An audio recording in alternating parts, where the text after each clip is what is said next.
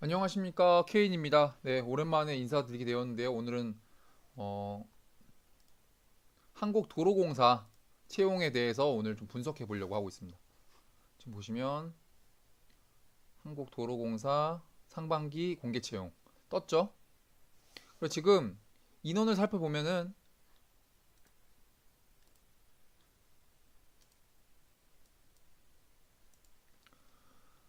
상반기 때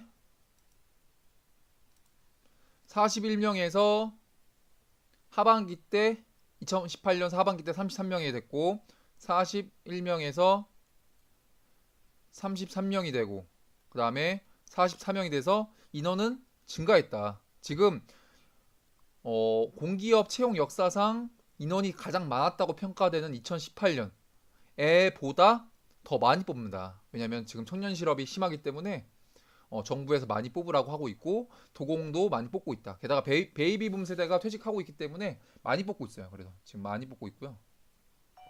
그리고 지금 토목도 40명, 30명, 50명 보시면 네, 많이 증가했죠. 10명이나 증가했어요. 상반기에 비교해서도 10명 증가하고 하반기와 비교해서도 20명 증가했고요. 교통도 단순히 계산해봐도 9명, 건축도 2명, 전기도 4명, 조경은 줄었고 기계도 줄었고 설비도 줄었고 전산도 줄었지만 네.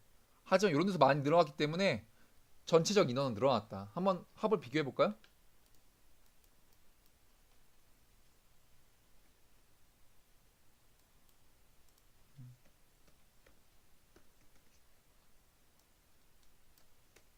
135명이고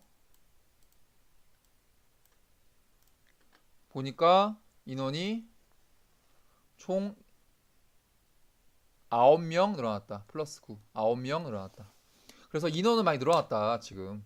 지금 기계에 조금 뽑는다고 안 쓰시는 분들 있으신데 그러시면 안 됩니다. ORP라는 시험이에요.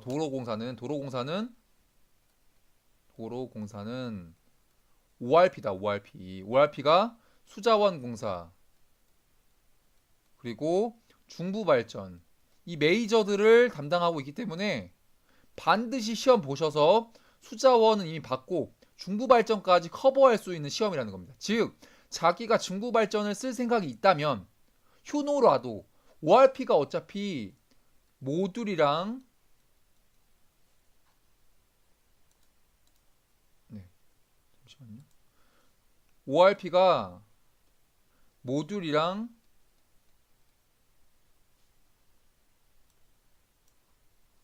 모듈이랑 피셋형 합친 거예요.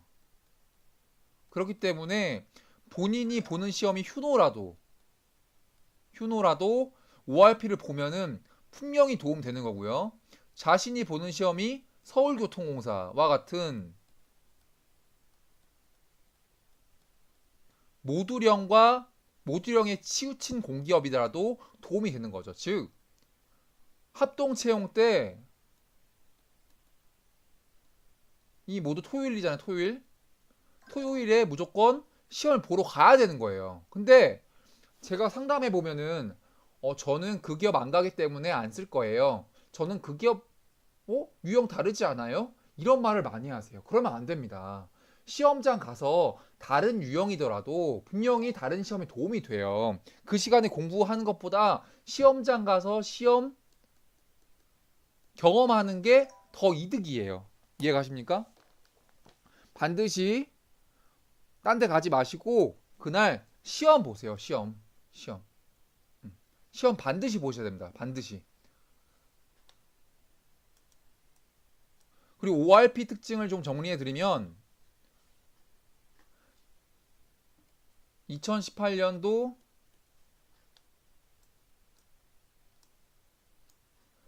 하반기 때 어, 너무 작죠?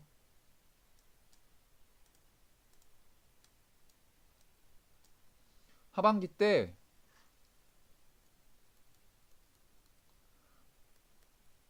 지금 보시면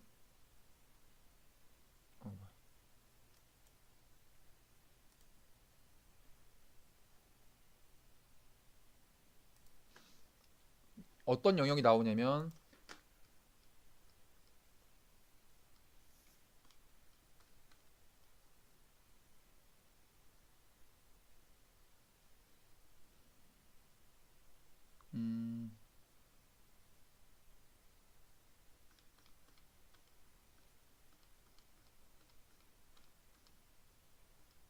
네, 여기 나오네요.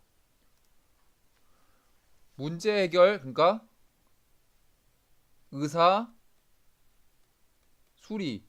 뭐야? 수리가 없네. 행정직에. 오, 없고 자원, 문해, 문제 있죠, 문제. 문제 그리고 자원. 이건 피스형이잖아요. 근데 조직 이해랑 정보 능력 이게 나와요. 그래서 의사 문제 자원 정보 능력이 나오죠. 근데 의사 문제 자원은 피스형에도 있는 거잖아요. 피스형에도. 근데 ORP는 기본이랑 심화가 있어요. 기본은 모듈이 나오고 심화는 피셋이 나온단 말이죠. 보통이에요. 보통 다 그런 건 아니고 모듈이 나오면 무조건 기본부터 풀어야겠죠. 그래서 모듈형도 대비해야 된다는 거죠. 네. 그래서 의사 문제 자원에 해커스나 공치달 기본서에 있는 개념들을 암기해야 된다. 그래야지 모듈형을 많이 맞을 수 있다. 이 모듈형은 점수가 좀 낮지만 빨리 풀 수가 있잖아요. 즉 시전비가 좋아요. 시전비. 시전비가 뭐냐면 시간 대 점수비. 즉 같은 시간을 들여도 많은 점수를 획득할 수 있다는 거예요. 즉 바로 보고 알면 맞추면 되기 때문에 점수가 높다는 소리예요. 시간 대비, 시간을 투입하는 것 대비. 그래서 이런 것들 해야 되고, 그리고 조직과 정보도 물론 해야겠죠. 커말 1급 정도. 조직이에는 경영학이 나오니까 지금 사실 해도 힘들어요. 힘들고 해커스나 공치자리에 있는 기본서 개념을 암기하는 것까지는 해야 된다. 그래서 모듈형을 대비해야 되고 심화피셋은 뭐 신원 선생님이나 하중 선생님 거 책으로 준비해야 하면 좋겠지만 지금 약간 늦긴 늦었지만 그래도 준비하시면 좋겠다. 그래서 또 경향을 하나 설명드리면 하반기 때 특징이 두 가지였어요. 어려운 문제가 앞에 있었다. 그래서 방법은 파본 검사 때 문제를 보면서 어떤 게 어렵고 어떤 게 쉬운지 봐야 되는 거예요. 그래서 앞에 부분이 어렵다 싶으면 바로 넘겨야 되는 거예요. 넘겨야 돼. 넘기고 뒤에서부터 풀린 사람은 성공했어요. 그게 바로 저죠. 저는 점수가 꽤 높게 나왔거든요. 그런 사람은 잘 됐어요. 근데 그렇지 않은 사람들은 NCS를 잘했음에도 불구하고 망했어요. 제가 그때 시험 보고 와서 꽤 잘 봤다는 생각이 들었거든요.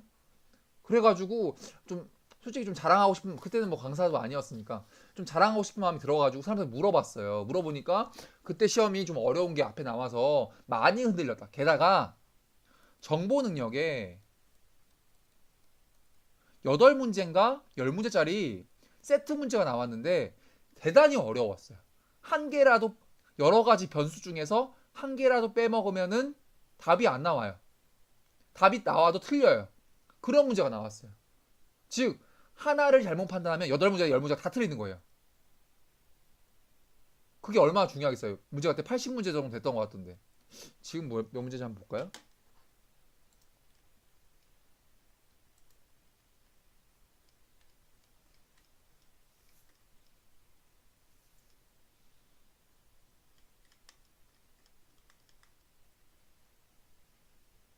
네, 아마 안 나온 것 같은데. 그때 80문제였던 걸로 기억하나? 75문제인가? 몇 문제인지 정확하게 기억이 안 나네요. 하여튼 그래서 네.